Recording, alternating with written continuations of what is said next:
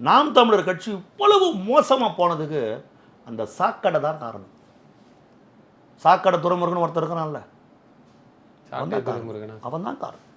அவன் தேவையில்லாத ரொம்ப கடுமையாக விமர்சனம் செஞ்சு தளபதியெல்லாம் மக்களுடைய பயங்கரமான ஆத்திரத்துக்கு அவங்க ஆளாயிட்டாங்க. அவர் சீமான் பார்த்தீங்கன்னா 4வது இடம் போயிட்டாருங்க. 4வது இடம் போயிட்டார். எனக்கு டெபாசிட்டே இழந்துட்டாருங்க. டெபாசிட்டே போச்சுங்க சீமானுக்கு. அவருடைய சொந்த தொகுதின்றாங்க அந்த காரைக்குடி. அவரே வந்து அழுதெல்லாம் கூட நேற்று வீடியோ போட்டிருந்தாரு. அது டெபாசிட்டே போச்சுங்க. ஆமாங்க, டெபாசிட்டே போச்சுங்க.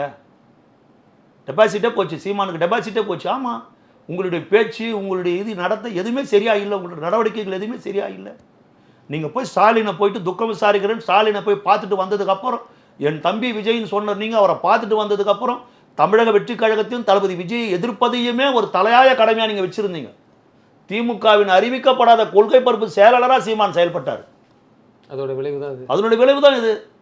அதனுடைய விளைவு தான். நீ நாம் தமிழர் கட்சி மாதிரி நடத்தலையே. திமுகவின் கொத்தடிமையாக சீமான் மாறி இருந்தார்.